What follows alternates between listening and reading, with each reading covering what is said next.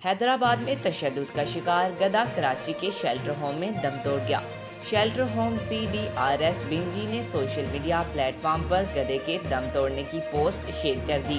واضح رہے کہ کچھ روز قبل تشدد کی وجہ سے گدھے کے دونوں ٹانگیں ٹوٹ گئی تھیں۔ واقعے میں ملوث ملزمان کو گرفتار کر کے مقدمہ درج کر لیا گیا تھا اور گدھے کو علاج کے لیے کراچی کے CDRS بنجی شیلٹر ہوم منتقل کیا گیا تھا۔